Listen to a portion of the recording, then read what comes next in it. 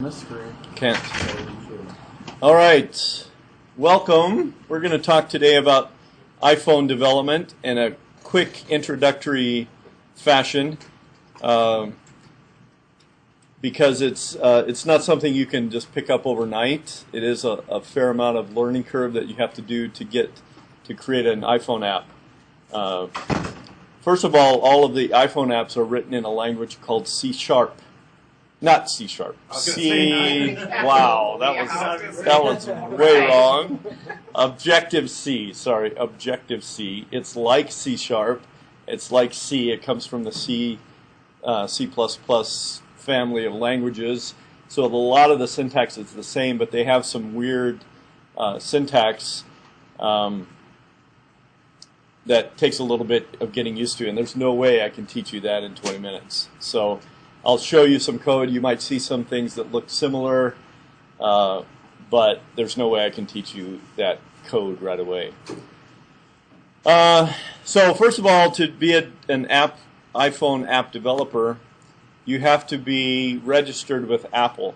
And in order to do that, you know that iPhone apps are all purchased through the iPhone store. And so they control everything. They have a tight fist around any applications that come through. They approve them or deny them based on their own silly rules. I mean, they have all kinds of different rules that they keep changing. And so to do that, you have to pay $99 a year to become a developer. So you pay that once a year, and you have access to all of their code, their libraries, the Xcode application, which is what lets you build your applications a lot like Visual Studio. So it's an integrated development environment. And they have tons of movies and lectures and online resources that you can use to learn how to do the coding. So you could spend a couple hundred hours going through all their videos and learn all about programming both for the iPhone and the iPad. And they also have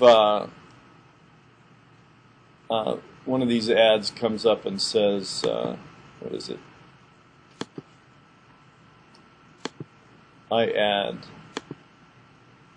iAd is a new system that Apple put out to try to make money like Google does. So they're making money on advertising. So if you put this iAd system into your own free app and you upload it so everybody can download it for free, you can specify a piece of your app to show ads. And a little strip that comes across your app every once in a while, it shows an ad. If they click on it, it takes them to a website so they can see whatever they're advertising. So you're making money like Google does in putting ads on your own website. Every time somebody clicks on one of these iAds, you get a piece of the action. And so they're trying, and Apple, of course, makes a big chunk of money as well. So they're trying to follow Google in that respect, and it's a good way for developers because it's very competitive. There's over 1 million apps on the App Store now, and when it first started, people tried to charge a lot of money for their apps, but they soon found that the ones that sold were 99 cents. People, just like iTunes, if you buy a tune on iTunes, you pay 99 cents. It's just $1. I'll buy $1. So how many iTunes songs have you purchased? Billions have been sold at $1 at a time. So most people sell their iPhone apps very cheaply or free and use this iAd system now. So it's kind of interesting how that has developed. There was kind of a gold rush period in 2007, 2008 where any app would sell. It didn't matter what it was. And I created an app during that time, just a quick little quiz app and I called it, "Are You Tougher Than Chuck Norris?" And I sold about 1,000 copies of it before Chuck Norris found out about it and sued me. So he sued me because his name is copyrighted. I probably have to pay him to use his name in my little video now here. So they used the threat of this lawyer. That's all she does is go around finding names on the internet and threatening to sue you. Apple took my app off the store. and I had to take down the website. I had registered areyoutufferthanchucknorris.com. I had to get rid of that, and so that was a lot of fun. So they even initially they wanted all the money that I made. It was only like $700, but they never pursued that, so I did get to keep my money. Anyway, so there are lots of resources for developing apps, movies, libraries, all kinds of things that deal with the map kit. You know, an iPhone, you have a camera, you have a geolocator, a GPS system built into the whole unit. A lot of functionality, the phone system, all of that you can get access to through the developer system. So the main code, developer code for this is called Xcode, and you can download this for free once you've paid your $99. And this is constantly going through revisions, and this is a new version of Xcode that I hadn't used before, so I had to spend some time learning how this worked. But we're going to go and I'll do a quick new application and show you how we can quickly create it. I'm not going to go too much into the language itself, but I'll show you how we can quickly get an application up on our iPhone here.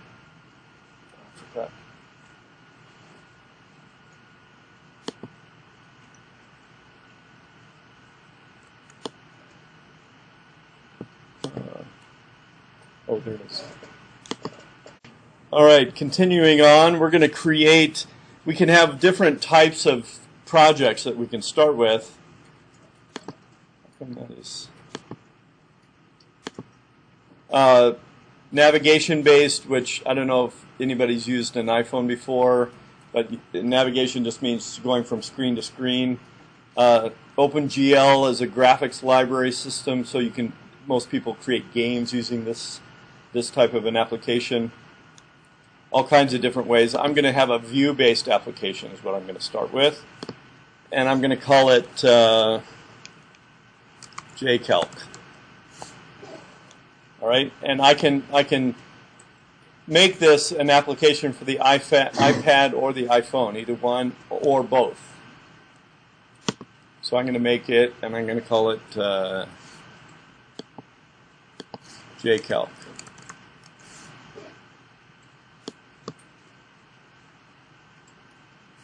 All right, so this is the main IDE. It's very squished on this small screen, so we'll try to make the best use that we can here. This lets me support different device orientations. So I can have portrait, you know, if you turn the iPhone one way or the other, it has sensors built in that know which way you've tilted it. And so games sometimes use that. If I turn the iPhone one way or the other, I can actually drive a car just by moving the iPhone. It becomes the whole controller itself. So I'm going to make mine, I'm not going to deal with the landscape much at all, but you have to associate it also with a company name. That's my private company on the outside, Lockersoft.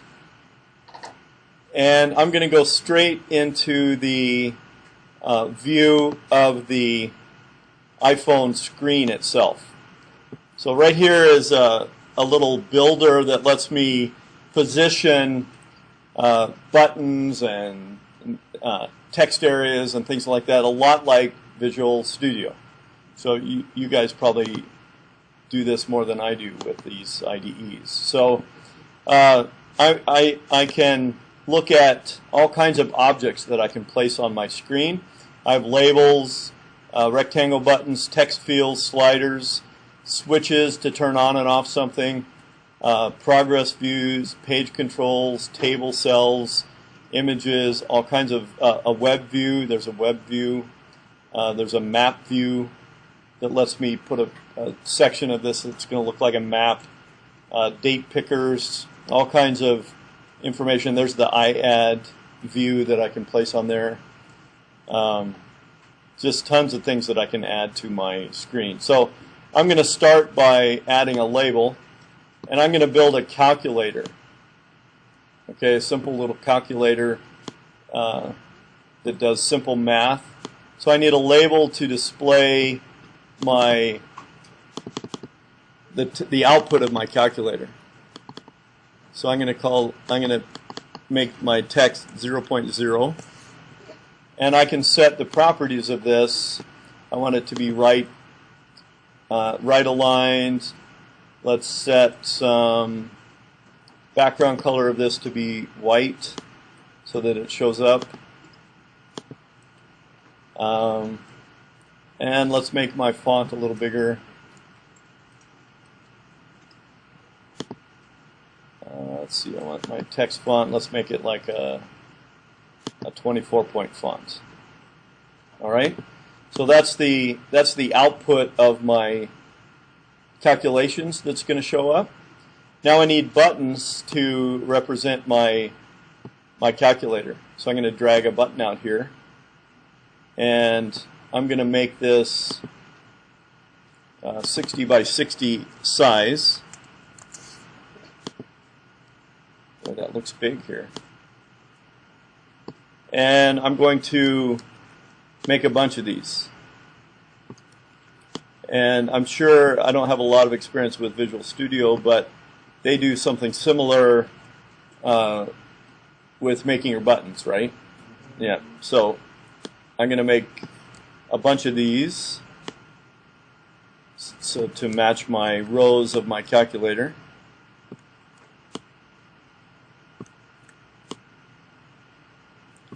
And let's combine some of these buttons together now that I've got the grid laid out. I'm going to make this, I'm going to make this one like that. I'm going to make this one like this, just to be a little different. And make this one like this. Alright, so this is going to be my all clear button. This is going to be just the clear. And then I'm going to have my 1, 2, 3, 4, 5, 6, 7, 8, 9, 0. This is going to be an operation for equals, and then I'm going to have a plus, minus, multiply, divide. Alright, so I've got a nice little calculator here. Isn't that cool? Let's center this whole thing so it looks a little better. And that's all I have to do to create the buttons. But now I need code for each of these buttons to do something, right? In Visual Studio, they talk about the code behind. So it's similar to that. But with this, I have to do some interesting things here. And I don't know if I can do this on such a small screen. This is the header file for my Objective-C source code. So this was created for me automatically. This is the source code for the actual executable. So this is like your .c file. I don't know, in C# do you have header files? You guys? Yes. So this is the header file for this C file. You could think of it the same thing. These are .m files. I don't know why they use .m, but that's Objective-C. And the .h is the same way. So this one includes this file here. So this is where we define some things that our entire file is going to utilize. And this was created automatically for me. It does a lot of the things that I might need to do, and I can add things to this in the future. So let's go back to this, and I can start to create some of these code behind pieces by using a dragging system. So I can drag here and say I want to have an outlet for these buttons, and I'm going to call it, well, let's see, what did I call it? I didn't get these printed off. Calculator screen. See, first I need my my label so that I can play with this. I'm going to call this calculator screen.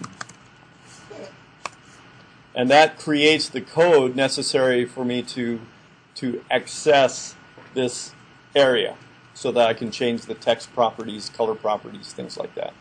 So that creates the IB outlet UI label. That's all the style and the class that this calculator screen belongs to.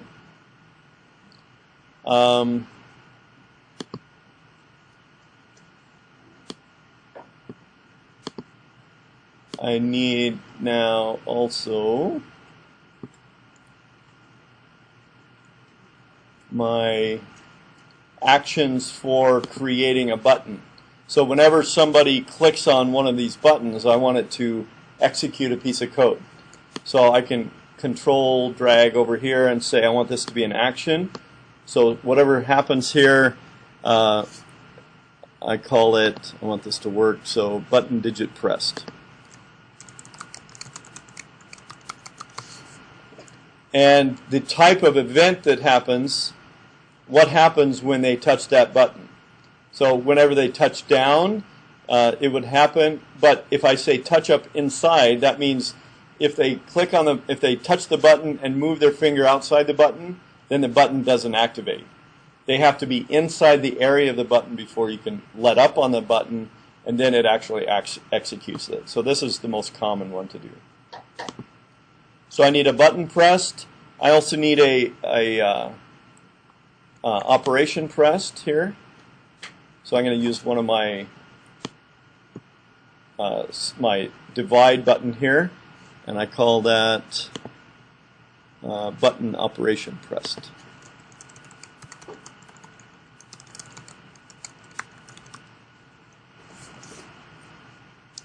All right. And then I need some actions for my clear and my all clear. So my all clear is going to be an action that is called cancel operation.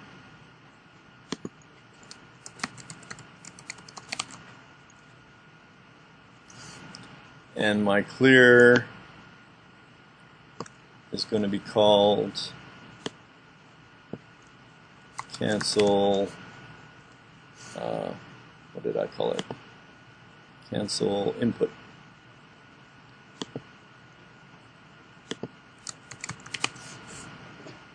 And all of these using the same event, touch up inside. All right, so I've got four different actions.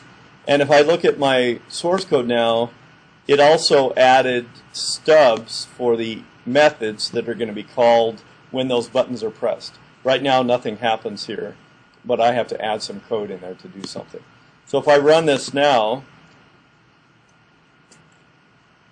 this is my iPhone simulator, and I can press on these buttons. Nothing's going to happen yet, but I can see this is a full representation of the iPhone, and I can change the rotation of it so I can test my code to see if it works in a different orientation. Rotate right. I can execute some things like a shake gesture, see if the shake works right. All of those kind of things. So this is pretty cool. I have a home button just like an iPhone. I can go from page to page. So it has some built-in functions for me, like photos. I don't have any photos in my iPhone here, but I can change settings just like an iPhone. So it simulates the iPhone exactly. It's really pretty cool. So there's my JCalc here, and nothing happens yet because when I click on the buttons, it's not executing any code. So let's go ahead and stop that. And any questions so far? I know there's probably a lot, but I'm not going to teach you Objective-C. That's the only thing. Any questions? All right. So in order to get some information, let's do the button digit pressed first. Um,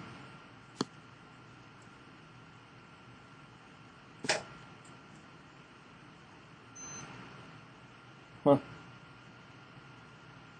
Pause. All right. Let's go back.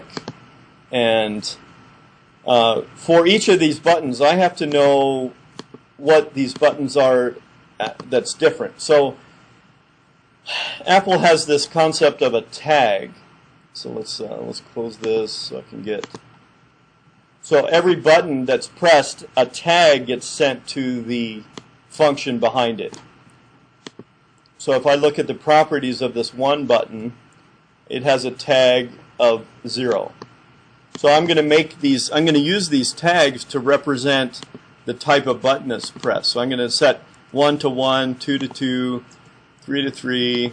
And I'm going to use these values in the method to find out which button was pressed.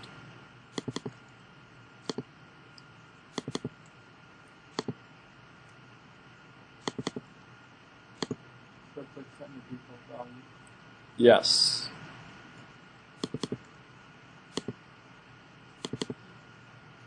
And I want these always to be the number that they might have pressed. So 0 through 9. And let's go back to my code, and let's do something with that code. Now I've already done the code, so I'm going to copy and paste this code. So whenever a button is pressed, I'm going to get a value. This is the name of the method. And the sender represents the object of the button that sent me the data. All right? So I can use properties of the sender to get the tag, and that's what I want. I want to get this sender tag here. So one thing, it's showing me an error. It says use of undeclared variable current number, and I think that's all I have. So I need to fix that. That's in my controller.h file. I need to have some properties that I'm going to set. So I have I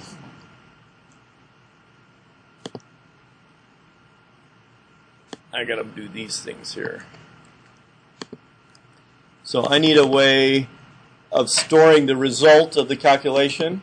I need to track what they pressed, like if they pressed a multiplication or division. That's the operation. And then the number is what the result is, the current number that I'm going to display in the calculator screen. All right, so that should fix my errors here. There we go.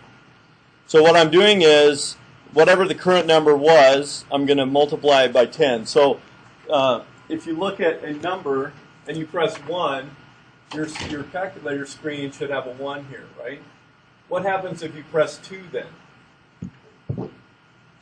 What do you want that to do? You want the 1 to move over and the 2 to take its place. So if I press a 2, I'm going to have a 1, 2, or 12. So how do I get, mathematically, the 1 to move into the tens place? I multiply by 10. So what I'm doing here is I'm taking the current number that was in the storage location that I had before, multiply it by 10, and then add whatever they send me as the tag. So if they press a 1, the tag that's going to be sent me is a string of a 1 that I'm going to cast as a float. This is a lot like casting in C#, and that'll convert it into a float that I add to the current number, and I'm just going to keep adding those, multiplying everything else by 10 to add the next number. So if they pressed a 3 now, and the current number was 12, multiplying by 10 gives me 120, and I add 3 to that, I get 123. So it's in effect shifting my numbers 1 to the left. All right? Then once I have a new number, I want to set the property of my label called calculator screen. That's the little top text label. And I'm going to convert it into a string using the current number, and I'm going to format it like %2f, which is a floating point number, basically. That's the same in Ruby. I think that's probably the same in your printfs or in C#. You guys remember codes like that? You never did that. Well, it converts it into a floating point with a decimal point. So let's run that and just see if I have my digits being pressed right. Nope. I got ones. Why don't I have the others? Well, I only hooked up the one. I only told the one button where to go. So, yeah, it's because it got past the float representation, so it screws up at that point. I probably need to change that to doubles or something. So I need to go back to my my screen here and hook up all of the rest of these numbers so that they call the same function. So if I look at the properties here, the 1 has a touch-up inside event that goes to the button digit pressed function. So the 2, I need to do the same thing. I need to, the problem is I need to have my code up here too. That's really tiny. So I need all of these numbers to go to the same action. So I can just drag on top of here and connect those actions together. So I just want all my numbers to go to my digit.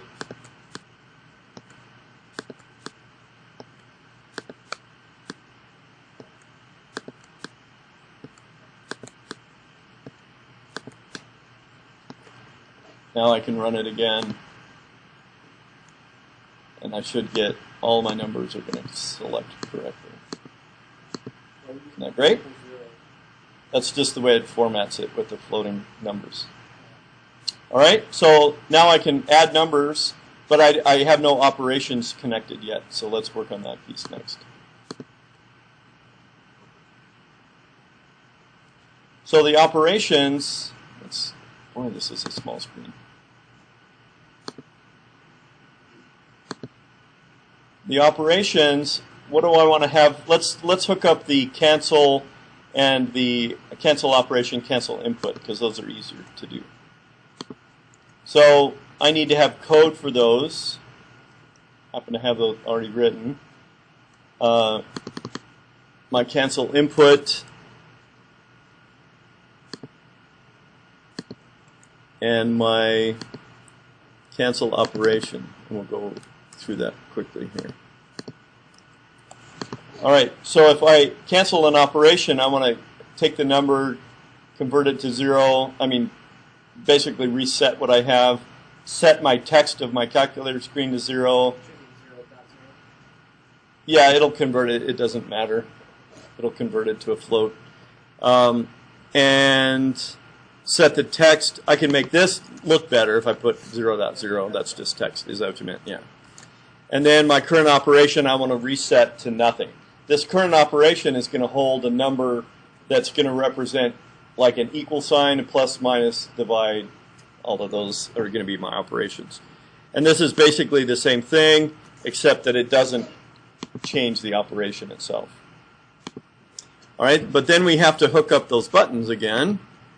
So let's go back to our buttons and make sure that the button goes to the right place.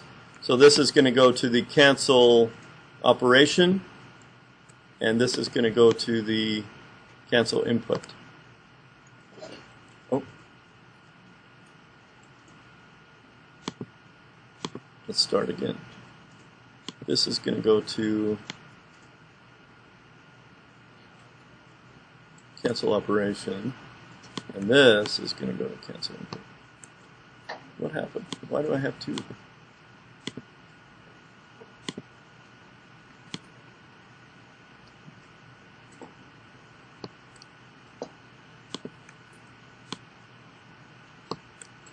All right, that's better.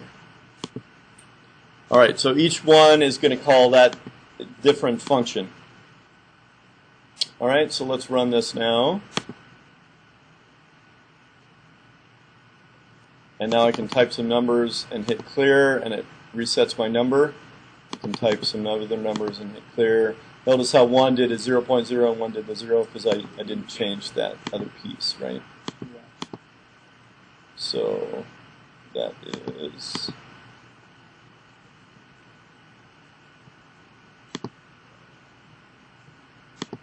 Boy, that's a small screen.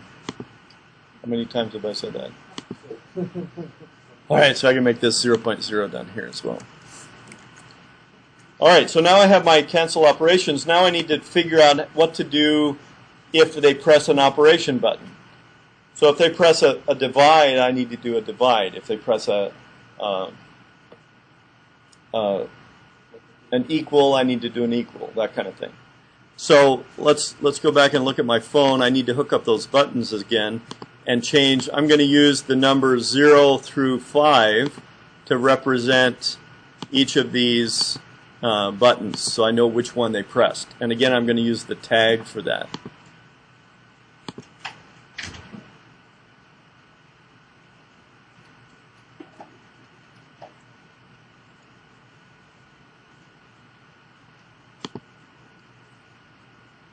Alright, so this is going to be 0. So I'm going to set the tag property of this to 0. That's already 0. My plus is going to be 1. My minus is going to be 2. My multiplication is going to be 3. My other button is going to, it's going to be 4. Alright, so that lets me know which button is pressed so that I can look at it in the code. And I can do something based on that. And this sender, again, is the button that got pressed. Alright, so let's get my code that I already wrote.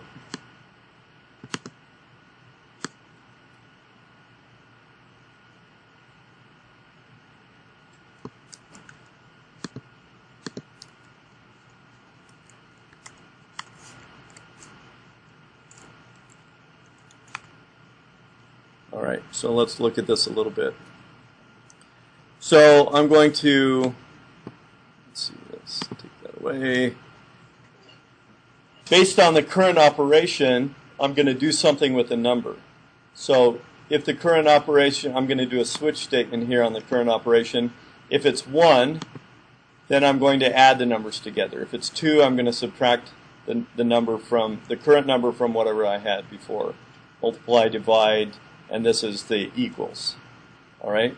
Then once I have a new number, I'm going to convert the calculator screen text property and format that number back into that label, and then reset some of my variables at the end.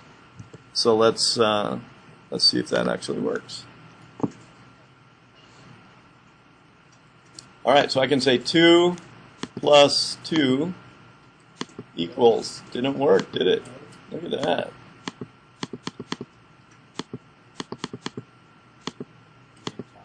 My clear works. I didn't. You're right. All right, so let's go back to my buttons. I'm curious if the Android OS does the same kind of drag and drop button thingy like this. No?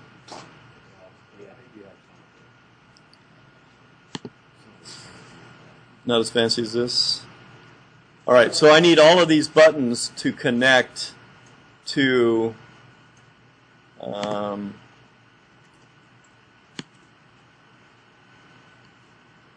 the right function again. So all of these need to go to operation button pressed. Let's make sure I don't have 2 in there.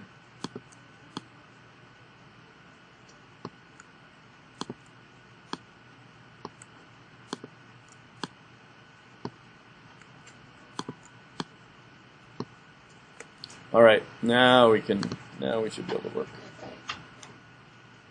3 plus 3 equals 6. Wow, isn't that cool? That's like a fancy calculator right there. I can say 2 divided by 5. Oh, it even does floating point. Look at that. Isn't that great? 4 times 150, 200. Look at that. And I can. I have some problems. So I think I can only do one operation at a time. So isn't that great? And so easy. Did that all in 30 minutes. So now I want to show just real quickly. I can also, let's close these things down so I can see it. I can also tell it that I want to run it on a particular device. So I want to send that device to my phone here. And so I can plug in my phone if I want to test it on the actual device.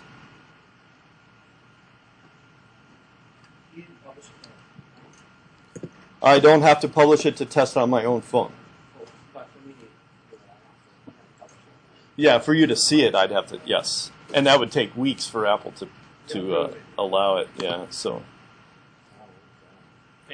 Family pictures. So you can get it published. You can't just publish and put it on your own phone? Yeah, I did. That's what I'm going to do right now. But I can't put it on somebody else's phone unless it goes through the store.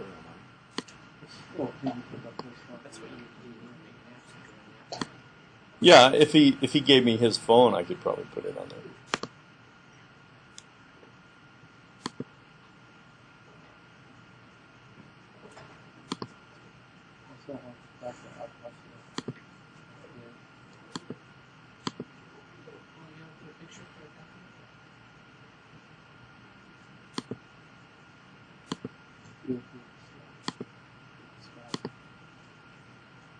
Is this compiled code? Yes. Yes, this is all compiled. Let me pause this. Come up. All right, so let's select, instead of just running it into the iPhone simulator, I can run it on my Dave Jones's iPhone, which is the one that I just connected. So now I say run, and it'll actually run the app on my iPhone and change the iPhone here. There you go. See, it automatically executed it, and there's my app. Isn't that cool? So now I can go 5 times 5 equals 25 on my iPhone. Isn't that sweet? All right, that's all I have. The language itself is a whole new learning curve, and then on top of that, you have the whole all of the different kits and interfaces that they have, like the map kit. If you want to do that, you have to load the libraries, and it's a complicated set. So that's why iPhone developers actually make quite a bit of money. They're in the 6 figures, I think, for iPhone developers. So, all right, that's all I have for today. Are you going to make classes?